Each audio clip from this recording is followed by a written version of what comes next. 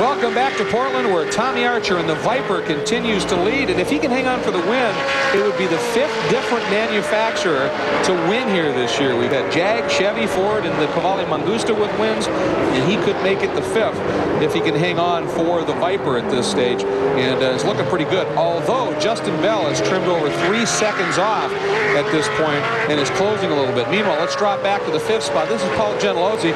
We're going to take a look at sort of the roller coaster ride that he's had here today.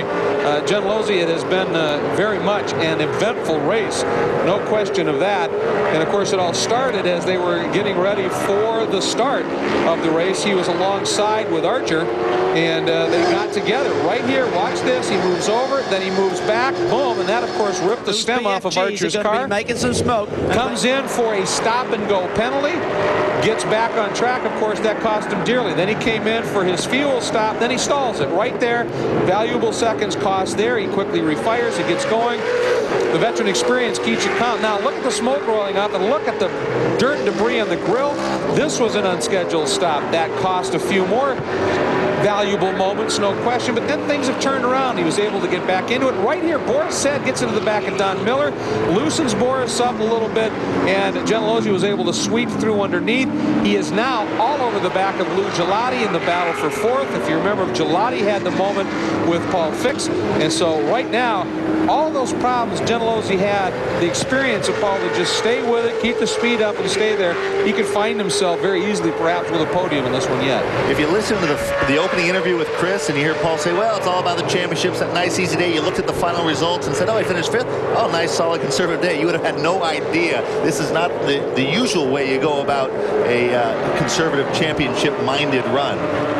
No, he's been aggressive from the get-go, and even if it was true that Archer moved over on him a little bit or whatever on that start, when you're in the middle of a points championship battle, you wouldn't think you would do anything to jeopardize that. Maybe drop back that spot, give it up, whatever. But Paul's not. He's a scrapper.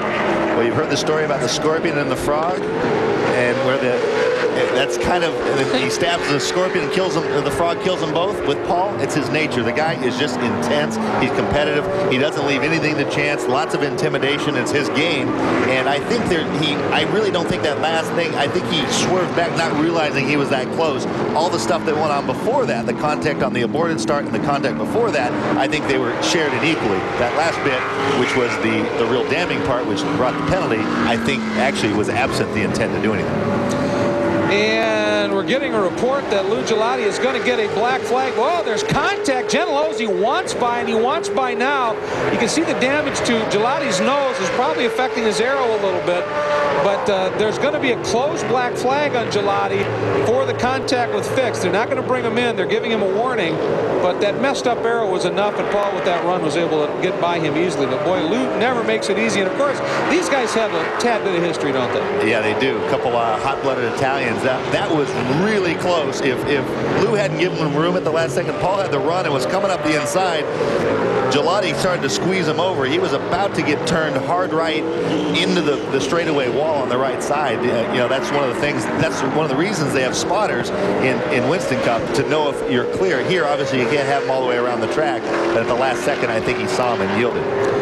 And as a result, now he ends up in 4th with Gelati back in 5th. Let's go back and take a look here. And coming up, I mean, Gentilozzi let him know he wanted by in no uncertain terms. And he chose the right. And look at that. Gelati's coming over, got into him a little bit on both parts. Paul backed out. Gelati gave him room, and Paul was able to get by. Close call nonetheless, but both continue on, and Gentilozzi now up into 4th. Archer leads it. Bell is now, and Gentilozzi gets a closed black flag, a warning. Close means it's sort of furled up around the stick, and they pointed at you with the number board, and it's to say, don't do it again. We saw it, and if you do it again, then you'll get an open black, and that'll mean a penalty. So there's the issue. Now, there is Archer. Now, the last time by, Archer, the margin was down to 4.5 seconds. This time by, Tommy, it's up over 5. So perhaps Tommy Archer was just taking a little easy, conserving tires, conserving ribs, conserving lungs and air, just to have something to fight with as we get down near the end of that. But we still have 15 laps to go here at Portland.